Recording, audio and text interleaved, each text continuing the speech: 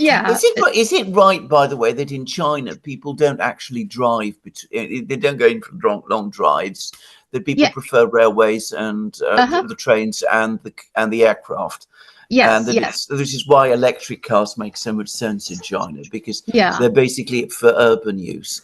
Yeah. And it's, I mean, more and more people are doing driving. It just Yeah, hasn't yeah, totally emerged yeah, into, because having mm, car is a relatively recent phenomenon, yeah, yeah, private cars. So yeah. people are still get used to it. And in the meantime, like you said, the trains are very convenient. I like to ride Oh, trains. And yeah, yeah. so If we had so lots of, if we had a railway system that worked here in Britain, I would prefer them as well. Actually, trouble yeah, is we don't. Yeah, it's comfortable, right? yeah, And you can yeah. do a lot of things on the train. It's very quiet, at least in my experience, and very, Mm, sturdy. So mm, I personally prefer trains, but more and more people are driving, and lots of them during the holidays, take the mm, families. They do that. It's mm, getting more common, mm, and there's infrastructure building, our building to accommodate those things as well. mm, So, mm, mm, good. all right, another eventful week.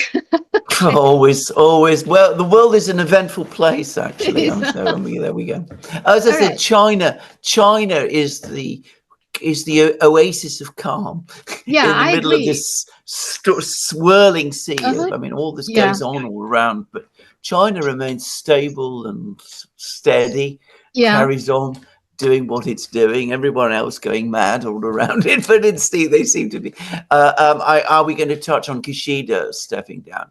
I presume Yes, yes. that's. I don't know how you pronounce his name, but anyway, I'm That's sure how I that's pronounce it, Kushida. Yeah, he just the Kishida. yeah, Yeah, he's not going to seek. I mean, he resigned from the party. We can start there yeah. then. We can start with Yeah. Kishida. Well, Now, in whatever general, you. Well, no, your interview. You start where you want to start. Obviously. well, Okay. just Yeah. regarding China, I think the part of the reason China is can keep peace. I think also the neighboring countries, the ASEAN countries in particular, they don't want to get into Yeah. the situation like Europe. I Yeah. think, we will talk a little bit about Yeah. Vietnam and the Philippines, etc. But other than those two, they are still relatively small country compared to China. But also the rest of ASEAN countries not interested. They're not Mm. interested in getting involved. Absolutely. I think Absolutely. that has a lot to do with it. That they Absolutely. the Asian country in general, you don't hear a lot about them. Mm. They don't sanction this, criticize that, protesting. Yeah. They don't do that. No. But they are watching, and the countries like Indonesia, right, Malaysia, Yeah. they are watching. They see, Yeah. they know what's going on, Yeah. and they don't want Exactly. that. They don't want Exactly. the Asian to become like uh, Europe or Middle East, Mm. something like that. So, Yeah. and I think that's part of that too. It's I agree. I agree. yeah. I agree. Okay, so let's start with Kishida. Well, what did you Yeah. take? Now, actually, when Biden dropped out of the race, they were already people were talking that he will be the next, that he probably will resign from his Mm. party leader, which essentially he's not going to seek the re-election to be the next prime minister of Japan. Mm. He has never been really popular in Japan. It seems like No. he didn't do much. So, what is your take on that? Well, That I he's don't think he may not have been popular before, but one can say now that he is extremely unpopular now. As I saw the latest opinion poll in Japan, and it suggests that the Kishida cabinet has just 15% support. I mean, it's derisory. I mean, it's even worse than the Sunak cabinet in London. And bear in mind, he leads the Liberal Democratic Party, which has been the dominant party in Japan ever since the 1950s. It has, enormous clientage, support base across the country. You would expect that the Prime Minister cabinet led of the Liberal Democratic Party would be a lot more popular than it is. And I think this is actually a testament to the realities of what the Kishida government has done, because Kishida, even more than most Japanese prime ministers, has unswervingly followed the lead of the United States and of the Biden administration. And he's taken Japan, in my opinion, in a very dangerous direction. I mean, he's led it into confrontation with Russia. where the previous Prime Minister, Shinzo Abe, who I understand is not a particularly popular figure in China either, and for very good reasons. But anyway, Shinzo Abe was at least trying to improve relations with Russia, even if he was making them worse with China. Anyway, Kishida has wrecked relations with Russia completely. Even whilst doing that, he has continued Abe's policy of confrontation with China and made that worse. He's begun a program of militarization of, Japan, increasing military spending, trying to get military spending up to NATO levels. This is a country which still has what is supposed to be a pacifist constitution. And, he's completely reversing all of that. Frenetic, in fact, military build-up under Kishida's government. And of course, even as he's been leading Japan into confrontations with its neighbors and subordinating Japan into a clientage relationship with the United States and worsening relations with China and wrecking relationships with Russia and doing all of these things, the Japanese economy continues to not do especially well. And I mean, he hasn't really been trying to do much about that. And Shinzo Abe, whatever you may think of him, did at least take Japan's economic problems seriously. He never cured them or came close to. He never came close to devising any real constructive ideas as to how to turn the situation round. But he did try some things. I get the sense that Kishida wasn't even interested. So we've had, policies that,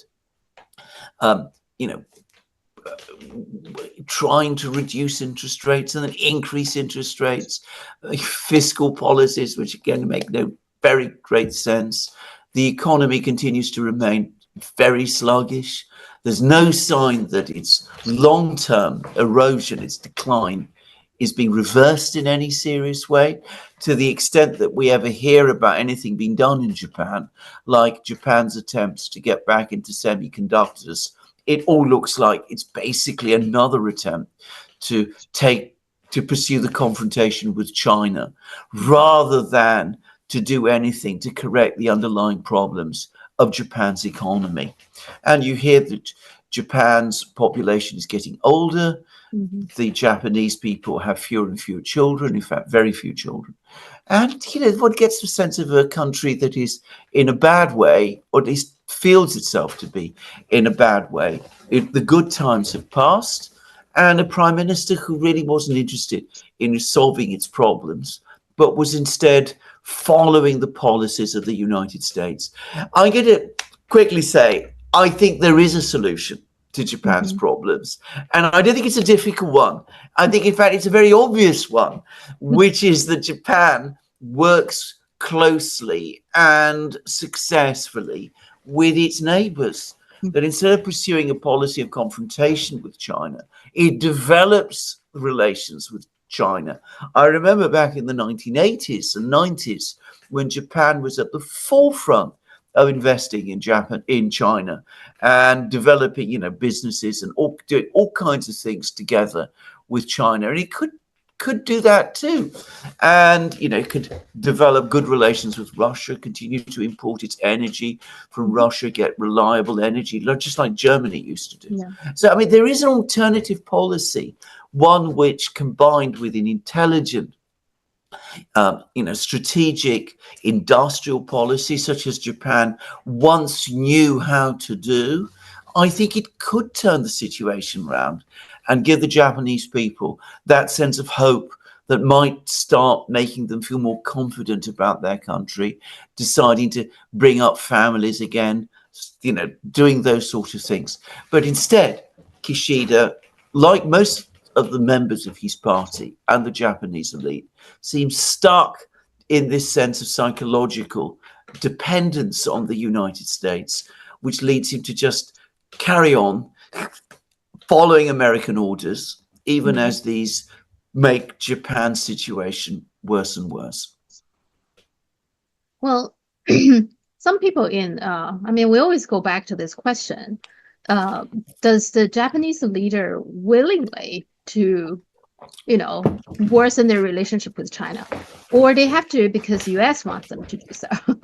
I mean, another thing is there's in the Chinese media, they're speculating that Kishida resigned partially is because he's afraid of the US is angry with him because Japan recently increased the interest rate, which apparently make US not very happy, feel like they cannot control him. So he resigned. Now, partially he's probably not going to be elected, but also he's afraid that the US is doing something, etc. There are those kind of speculation as well. What's your take on that? Well, I don't know whether the last is true, but let's assume that it is, and it could very well be, because the Biden administration, the Democrats, are not at all happy with the Japanese decision to raise interest rates, which, as we know, created a shock in the markets and led to talk about an American recession, which is absolutely not what the Democrats want in the run-up to the election in November. So, I can very well understand why the US is angry about all of this, or at least the Democrats are. And of course, they're the government of the US at the moment, and that might have been taken out on Kishida and on the Japanese central bank as well. So, I can see all of this. But if so, then of course that begs the question, because is Kishida quitting because the Japanese don't like him? Or is he quitting because the Americans don't like him? If it's the second, then that tells you exactly who really runs things in Japan. Yeah, it could be both. That in his, I mean, he just ran out of options, right? He doesn't have any support. Then he has to go. Yeah. Okay. I think we're talking about China. Now, it's not totally, calm in Asia either. So the latest thing, I'm sure you have read it, inside out about this canal that is now Cambodia is going to build. Okay, the Funan Techo Canal. It's actually, I would say, geopolitically almost like a game changer canal. It's very significant because that's why lots of people in the social media in China are talking about it. Now, main thing is it got a diversion from the Mekong River go to Cambodia, so that Cambodia will have an opening to the ocean. So it will have a harbor. So far, I mean, up until now, the Mekong River will go all the way to Vietnam, and Vietnam has the control of the harbor there. Yeah. That's including Cambodia and all the other countries along the road if they want to have, goods and services goods going to do the trade. Now, Cambodia has been wanting this canal for a long time. It's interesting how the Western media report on this thing because they call this canal controversial. From Cambodia's perspective, there is nothing controversial about it. They, in fact, the starting date, I think 3 days ago, Cambodia made it a national holiday. So they are so happy about this. The Cambodian leader said that we can finally breathing from our own nose. So that's just give you an idea how Cambodia really want this, because their goods has been so far been controlled by Vietnam, and Vietnam actually did block them, I think twice at least that I can read. So now they can have their own. But it's also significant for China because in the meantime, on top there, Laos, China is building high-speed rail and also helping Laos is building a nuclear power actually. So it seems like China is doing this, opening up a whole new, and then on top there is Yunnan, China's western province. So open up the whole gate here, this whole way. So that's the significant part of it. The reason it's so-called controversial is because Vietnam is very unhappy about this. But just so I'm sure you know that, just to recap, the reason this whole thing being built actually, first of all, it's not a secret that Cambodia wants this. So China knows that Cambodia, but Cambodia doesn't have the means to do it. It costs, I think 1.7 billion or something dollars. So totally sponsored by, paid by China, and of course China's, technology, etc. There are two things, and then because of this so significant for Vietnam, China was cautious. China has been trying to avoid to do this because Vietnam is not happy, but Vietnam did two things I think really upset China. One Mm, is that it filed, I think last month, it filed a UN claim to extend the continental shelf in the South China Sea. mm, Why did Vietnam do that? I don't know. And then to make matter worse, they just recently did a joint military drill with the Philippines. So I think yeah. those are the two things. I mean, there are other things too. Those are the two things that really Mm. angered China. Finally, China said, okay, let's start building this canal.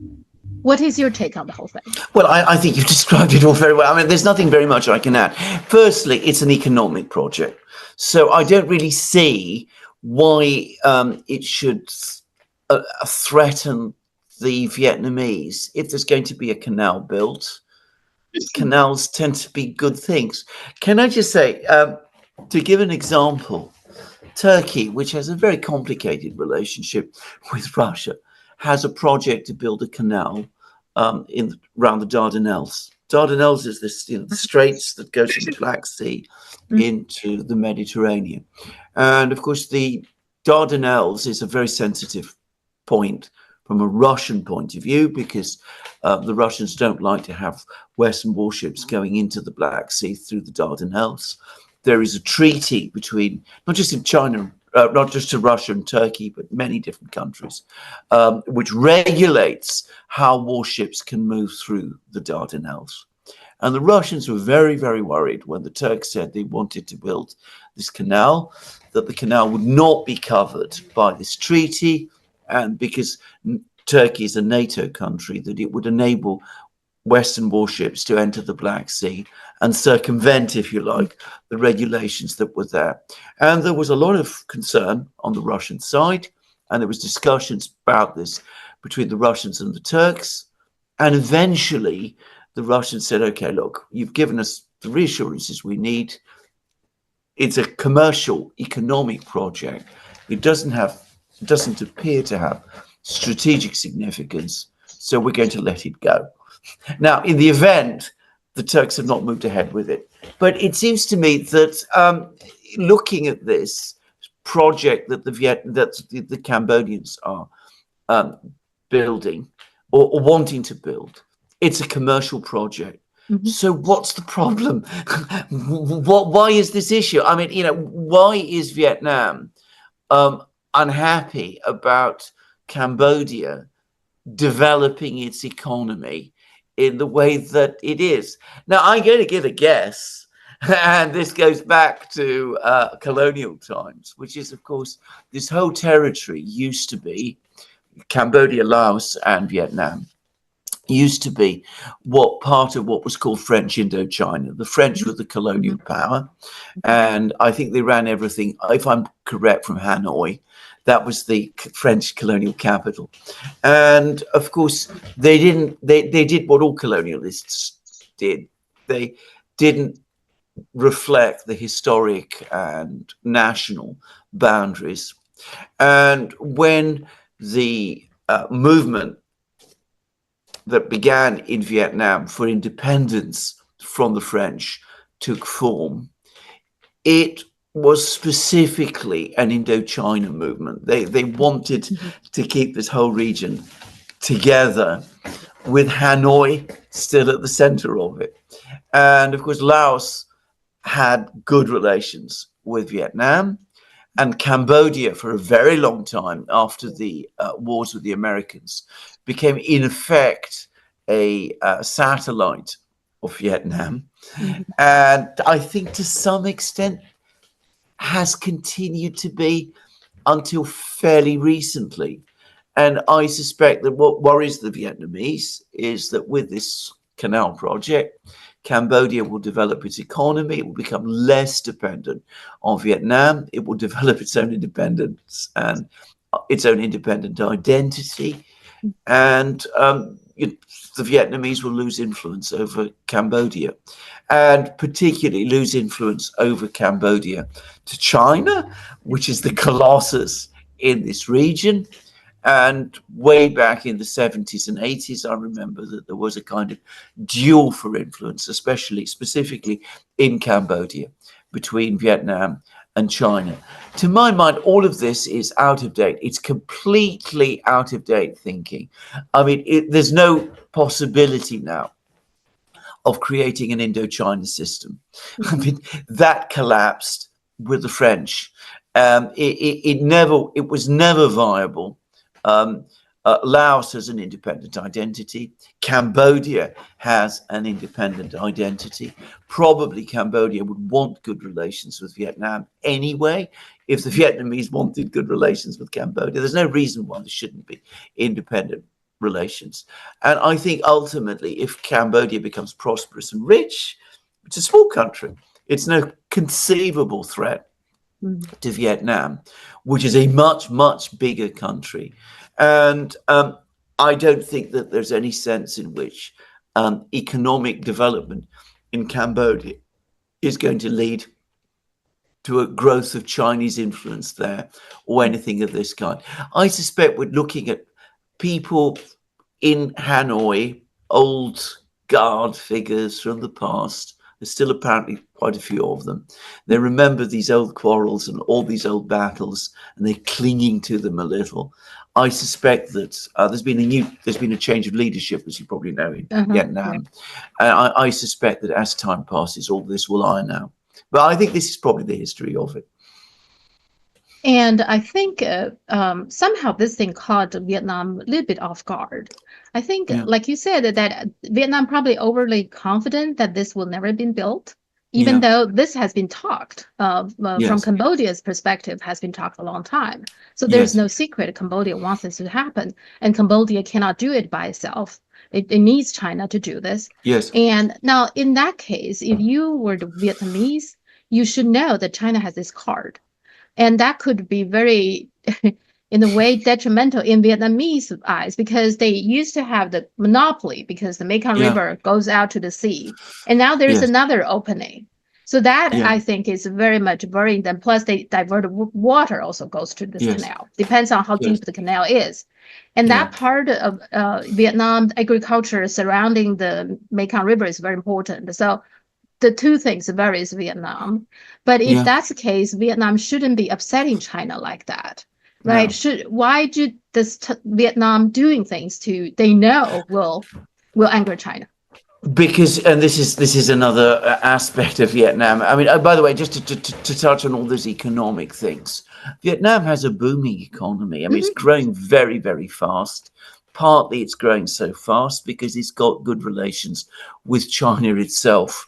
I do not believe that the construction of a canal is going to make a fundamental difference to Vietnam's economic situation. And Vietnam clinging to a monopoly position on trade through the Mekong is ridiculous. It's silly. I mean, it's the sort of, again, the kind of old-fashioned thinking. It's the kind of thing that might have made sense when all of these are very underdeveloped agricultural peasant economies back Hmm. in the 50s. But I mean, today, I mean, this is all, I mean, Vietnam as a dynamic, very rapidly growing economy, good economic relations with China. Cambodia, a much poorer economy, wanting to develop. From Vietnam's economic point of view, having a prosperous and rich neighbor they can trade with is in its interest. It's interesting, Just, yeah. just, just, just to say. But again, the reason the Vietnamese have done this is because, again, they kick against the pricks, as we say in England. Kicking against the pricks is an expression that comes from horse riding. The horse, you ride the horse, and you try and control what the horse is going to do. And every so often, the horse does its own thing because it wants to remind the rider that it's got its own mind. So this is what Vietnam does. They're a big country, they're a rich country, they're a rising country. They have a very long history with China, going all the way back, well, hundreds and hundreds and hundreds of years. Um, they fought wars under the Ming dynasty with China, Yeah. which for some reason is very important to them still. I mean, it's apparently part of their identity. I understand that their language is very close to Yeah. Chinese. Yeah. So I mean, I Yes. believe that. Culturally, they're very, very close to China. Mhm. I also understand. And they are conscious that China is this colossus next door, and they want every so often to show the Chinese, look, we're still here, we're still strong, we're an important country, we're doing very well, we can make our friends where we want to, we can engage in, exercises with the Filipinos if we want to, we can expand our shelf, we can lay claim to all kinds of islands, which we're not really interested in, and we'll never develop ourselves. So we're going to do all of these things basically because, well, that's part of who and what we are, and it's sometimes a mistake to look at these kind of disputes between countries too logically. Big countries. I remember I'm from Greece, so I come from a small country. Big countries, China, for example, tend to do that because you have a big country has the sort of if it's not America, a big country has the confidence, the stability, the sense of insecurity that they can, the self-assurance to think in a completely pragmatic way about things.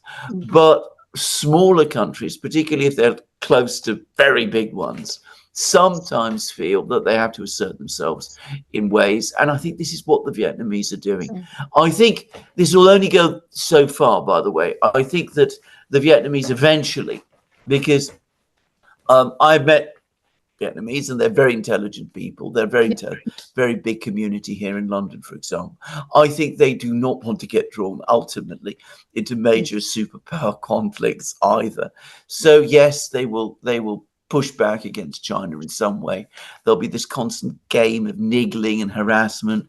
Maybe the new leadership in Hanoi wants to assert itself a little, show to China, that don't assume that we can be taken for granted. Play that kind of game. It's never really a good idea, but I have to say, coming from a small country myself, Greece, I know exactly why it's done. Just so you know, the new leader already said right after this canal, it announced it's going to start building. He announced that the first overseas visit will be China. Just so you know. Well, there you go.